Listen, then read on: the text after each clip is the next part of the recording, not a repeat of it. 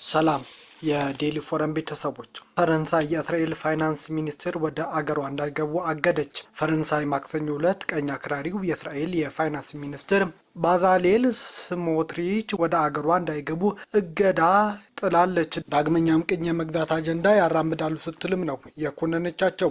የፈረንሳይ ውጭ ጉዳይ ሚኒስትር ማዕቀቡ የተጣለው ከሌሎች ሀገራት ጋር በመተባበር መሆኑን ገልጾ በፍልስጤማውያን ሰፋሪዎች ላይ በሚደርስ ጫና የተነሳ እገዳው መጣሉንም አስታውቋል። ፈረንሳይ ማዕቀቡን የጣለችው ከብሪታንያ፣ ካናዳ፣ አውስትራሊያ፣ ኖርዌይ እና ኒውዚላንድ ጋር በመተባበር ነው። የሰፈራ እንቅስቃሴዎቹና በዌስት ባንክ ግጭትን በማቀጣጠል ረገድ ተጠያቂ የሚሆኑ አካላት ላይ ማዕቀብ መጣሉን የፈረንሳይ ውጭ ጉዳይ ሚኒስትር ዣን ኖኤል ባሮት በኤክስ ገጻቸው ላይ ጽፈዋል። ሚኒስትሩ ስሞትሪች ዌስት ባንክ ወደ እስራኤል መጠቅለልን በይፋ ይደግፋሉ፣ በዌስት ባንክ ተጨማሪ ስፍራዎች እንዲካሄድ በይፋ ይንቀሳቀሳሉ ሲሉም ነው የኮነኗቸው። አክለውም ጋዛን ዳግመኛ ቅኝ መግዛት የፍልስጤም ባለስልጣን ኢኮኖሚያዊ ድቀት እንዲገጥመው እንዲሁም በፍልስጤም ሕዝብ ላይ ጎጂ ተግባርን በመፈጸም ከሰባቸዋል። ስሞትሪች ወደ ፈረንሳይ እንዳይገቡ ከተከለከሉ የእስራኤል ባለስልጣናት መካከል ሁለተኛው ናቸው። ከዚህ ቀደም የብሔራዊ ደህንነት ሚኒስትሩ ኢታማር ቤንጋቪር ወደ ፈረንሳይ እንዳይገቡም በፈረንሳይ እግድ ተጥሎባቸዋል።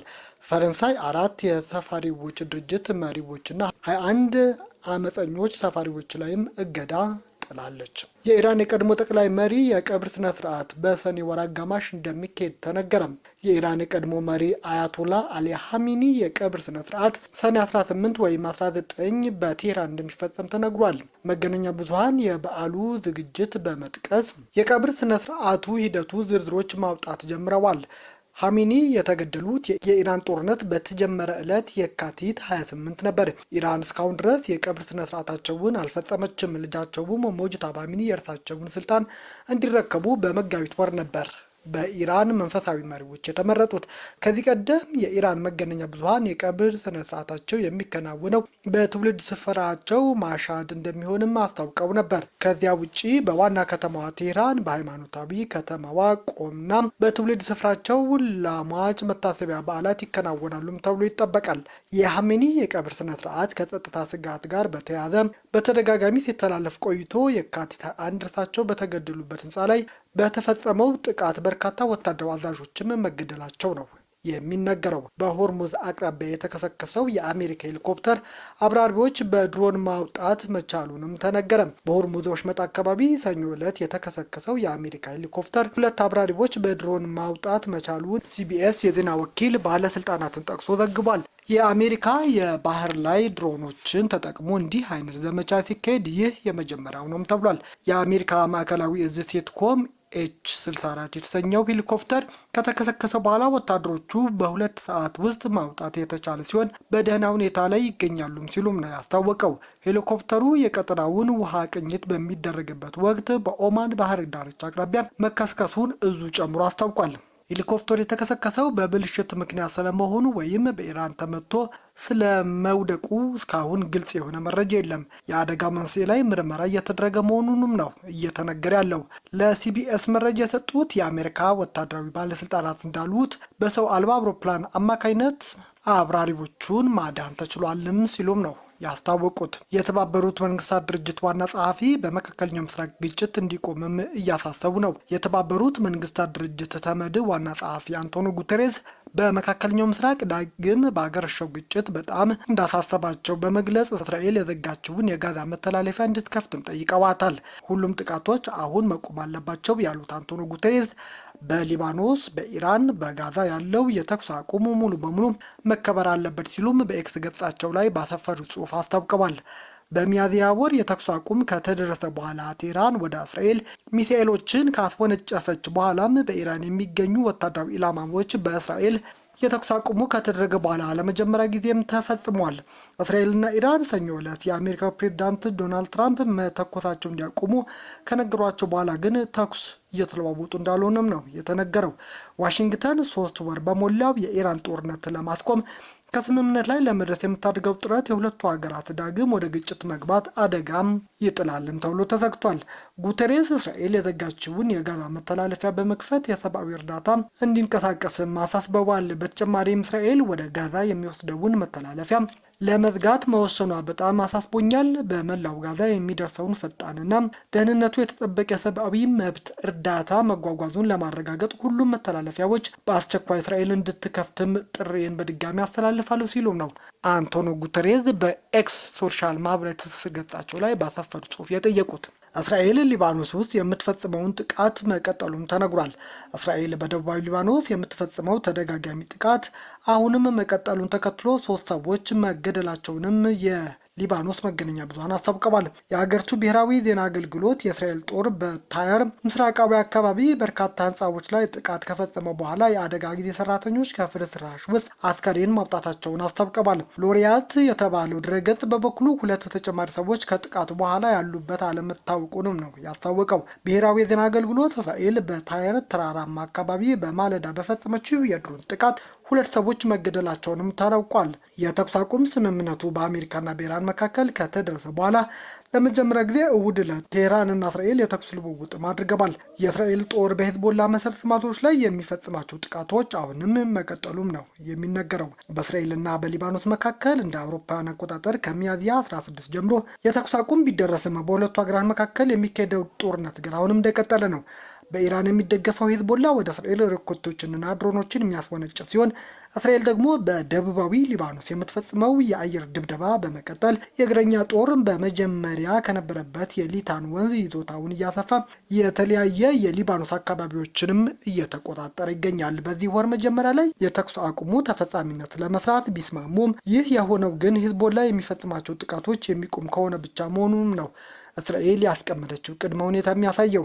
ሰኞ ዕለትም የሊባኖስ ጤና ሚኒስቴር በደቡባዊ ሊባኖስ በተፈጸመ የአየር ድብደባ ቢያንስ 14 ሰዎች በእስራኤል መገደላቸውንም ነው ያስታወቁት። አሜሪካና ኢራን በተመለከተ እስራኤል የተለያየ ፍላጎት እንዳላትም ምክትል ፕሬዚዳንቱ ተናግረዋል። አሜሪካና እስራኤል የጋራ ፍላጎት ቢኖራቸውም ዋሽንግተን ከኢራን ጋር ያላትን ግንኙነት ዶናልድ ትራምፕ ለሀገራቸው ጥሩ ይሆናል ባሉት ሀሳብ እንደሚመሩ የአሜሪካ ምክትል ፕሬዚዳንት ጄዲ ቫንስ ሰኞ ዕለት በሰጡት መግለጫ አስታውቀዋል። እስራኤልና አሜሪካ ብዙ የጋራ ፍላጎቶች አሏቸው ያሉት ምክትል ፕሬዚዳንት ጄዲ ቫንስ ነገር ግን ፍላጎቶቻቸው የሚለያዩበትም ሁኔታዎች አሉ ሲሉም ነው ያስታወቁት። ኢራንን በተመለከተ አሜሪካ ያላት ፖሊሲ ዋነኛ ግብ ኢራን የኒውክሌር መሳሪያ እንዳይኖራት ማረጋገጥ እንደሆነም ቫንስ በሰጡት መግለጫ አስታውቀዋል። ምክትል ፕሬዚዳንቱ ባለፈው 1 ዓመት ከመንፈቅ አስፈላጊ የሆኑ ሁኔታን ፈጥረናልን ብለዋል። ምክትል ፕሬዚዳንቱ ባለፈው 1 ዓመት ከመንፈቅ አስፈላጊ የሆኑ ሁኔታን ፈጥረናል ብለው ፕሬዚዳንቱ ያምናሉ። ትክክልም ናቸው ብዬ አስባለሁ ብለዋል። ስለዚህም የኢራን ኒውክሌር ጉዳይ በተመለከተ የረጅም ጊዜ ስምምነት ላይ መድረስ እንችላለን ሲሉም ነው ያስታወቁት። አሁን እስራኤል ይህንን ልታደርገው ወይም ላትወድ ትችላለች። ሆኖም በመሰረታዊ ይህ የአሜሪካ ፍላጎት እንደሆነ እናስባለን። ምክትል ፕሬዚዳንት ጄዲ ቫንስ ጨምረውም ዋሽንግተን ይህንን ግቧን ለማሳካት ሰራዊትን ትጠቀማለች፣ ምክንያቱም የአሜሪካ ፕሬዚዳንት የተመረጡት ይህንን ለማድረግ ነው ሲሉም ነው በዚህ መግለጫቸው ያስታወቁት። አሜሪካና ኢራን ስምምነት የመጨረሻው ጥረት ላይ እንደሆኑም ትራምፕ እያሳወቁም ይገኛሉ። ሁለቱ ሀገራት የስምምነት መጨረሻ ጥረት ላይ እንደሆኑና ስምምነት በማንኛውም መንገድ ቅርጽ ወይም ሁኔታ የኒውክሌር መሳሪያን እንደማይፈቅድ ፕሬዚዳንት ዶናልድ ትራምፕ በዚህ መግለጫቸው ነው የተናገሩት። ሁለቱ ሀገራት የተኩስ አቁሙ ካደረጉ በኋላ በነበረ የተለያዩ ግጭቶች ምዕራፎች ወቅት ስምምነት ላይ ለመድረስ መቃረባቸውን የሚጠቁሙ አስተያየቶች መስጠታቸው ይታወሳል። በጂኤፍኬ አውሮፕላን ማረፊያ ከጋዜጠኞች ለቀረበላቸው ጥያቄ ምላሽ የሰጡት የአሜሪካው ፕሬዚዳንት ስምምነቱ በጣም ጥሩ ይሆናል ብዬ አስባለሁ ብለዋል። ኢራን የኒውክሌር ጦር መሳሪያ እንደማይኖራት በድጋሚ ያረጋገጡት ትራምፕ ስምምነቱ ከተፈረመ በኋላ የሆርሙዝ ወሽመጥ በአፋጣኝ እንደሚከፈትም ጠቁመዋል። በሁለቱ ወይም 3 ቀናት ውስጥ የሆርሙዝ ወሽመጥ ሊከፈት እንደሚችልም ፍንጭ ሰጥተዋል። ትራምፕ ኢራንና እስራኤል አንዳቸው ሌላቸው ላይ ጥቃት ማድረስ ለማቆም መስማማታቸውንም ተነግሯል። ትራምፕ የእስራኤል ጠቅላይ ሚኒስትር ቤንያሚን ኔታንያሁ ካነጋገሩ በኋላ ኢራን ላይ ጥቃት ማድረስ ለማቆም መስማማታቸውንም ከትላንት በስቲያ ተናግረዋል። ተጨማሪም 1 ሳምንት ገደማ አይተኳኩሱም ሲሉም ነው ትራምፕ ያረጋገጡት። ኢራንና እስራኤል የተኩስ አቁሙ ካልተጣሰ በስተቀር እርስ በርስ ጥቃት እንደማይሰነዛዝሩም ለትራምፕ ቃል መስጠታቸውም ነው የተሰማው። ባለፈው ሚያዝያ የተኩስ አቁም ስምምነት ከተደረሰ ወዲህ ለመጀመሪያ ጊዜ ግጭት ውስጥ የገቡት ሁለቱ አገራት ጥቃት መሰንዘር እንደሚያቆሙም ይፋ አድርገዋል። ሆኖም ግን የተኩስ አቁሙ የሚጣስ ከሆነ ጥቃት ማድረስ እንደሚጀምሩም እስራኤልም ኢራንም አስጠንቅቀዋል። የእስራኤል ጠቅላይ ሚኒስትር ቤንያሚን ኔታንያሁ ሀገራቸው ለአሁኑ ጥቃት ከመሰንዘር እንደምትቆጠብ ጠቅሰው ከኢራንና ሂዝቦላ ጋር የሚደረግ ትግል አላከተመም ሲሉም ነው ያስታወቁት። የኢራን ጦርም ለእስራኤል የሚያም ያጸፋ ምላሽ ከሰጠ በኋላ ጥቃት ማድረስ ማቆሙንም አስታውቋል። ነገር ግን እስራኤል ጥቃት የምታደርስ ከሆነ የከፋ እርምጃ በእስራኤል ላይ ወስዳሉ ሲልም አስጠንቅቋል። እስራኤል በቤሩት ላይ ጥቃት ማድረስ ኢራን እሁድ ዕለት እስራኤል ላይ ያጸፋ እርምጃም ወስዳለች። እስራኤል በምላሹ ሰኞ የኢራን ወታደራዊ መቀመጫዎች ላይም አደብ አይታለች። የአሜሪካ ፕሬዝዳንት ዶናልድ ትራምፕ ከቢቢሲ ጋር በነበራቸው ቆይታ የእስራኤል ጠቅላይ ሚኒስትር ቤንያሚን ኔታንያሁ በሰጧቸው ትዕዛዝ እንደተስማሙም ነው ያስታወቁት። ጠቅላይ ሚኒስትሩ በኢራን ላይ የሚፈጸመውን ጥቃት ለጊዜው ሀገራቸው አቁማለች ሲሉም ለትራምፕ ቃል ገብተውላቸዋል። የእስራኤል ጠቅላይ ሚኒስትር ቤንያሚን ኔታንያሁ በኢራን የሚካሄደው ጥቃት ከአሁኑም ገተውነዋል ነው ያሉት። በቴሌቪዥን ባስተላለፉት መልእክታቸው የእስራኤል ሰራዊት በወሰዳቸው እርምጃዎች ኢራንና ሂዝቦላ ከመቼውም ጊዜ በላይ መዳከማቸውን ኔታንያሁ አስታውቀዋል። ኢራን እሁድ ዕለት በእስራኤል የፈጸመችው የሚሳኤል ጥቃት ተከትሎ በአጸፋው የቴህራን ወታደራዊ ኢላማ መምታቷንም አስታውቀዋል። ይህ የእስራኤል ጥቃት በአሜሪካ ፕሬዝዳንት ጠያቂነት እንደሚቆም ከተነገረ በኋላ ጠቅላይ ሚኒስትሩ ባደረጉት ንግግር ላይ ጥቃታቸው ለጊዜው እንዲቆም ማድረጋቸውን፣ ነገር ግን ውጊያው ገና አለማብቃቱም ነው በዚህ መግለጫቸው የጠቆሙት። ለኢራን ጥቃት ምላሽ በመስጠቱ አሁንም ተኩስ ተገቷል ሲሉም ኔታንያሁ ተናግረዋል። ነገር ግን ኢራን በድጋሚ ስህተት በመፈጸም እስራኤል ላይ ጥቃት የምትፈጽም ከሆነ በከፍተኛ ኃይል ምላሽ እንሰጣለን ሲሉም ያስጠነቀቁት ጠቅላይ ሚኒስትር ቤንያሚን ኔታንያሁ እስራኤል ራሷን ለመከላከል ሙሉ መብት አላትም ብለዋል። ይህም አስፈላጊ እስከሆነ ድረስ ሙሉ ለሙሉ ጥቅም ላይ እናውላለን ብለዋል ኔታንያሁ። በተጨማሪም በኢራንና በእስራኤል መካከል የጥቃት መመላለስ መከሰቱ ተከትሎ ከአሜሪካው ፕሬዝዳንት ዶናልድ ትራምፕ ጋር በዚህ ጉዳይ ውይይት ማድረጋቸውንም ነው የተናገሩት። ቤተሰቦቻችን ዜናዎቻችን ከወደዳችሁ ላይክ አድርጉ፣ ለሌሎች ተደራሽ እንዲሆንም ሼር አድርጉ። አዲስ የሆናችሁ ደግሞ ሰብስክራይብ በማድረግ ቤተሰብ ይሁኑ። ሰናይ ጊዜ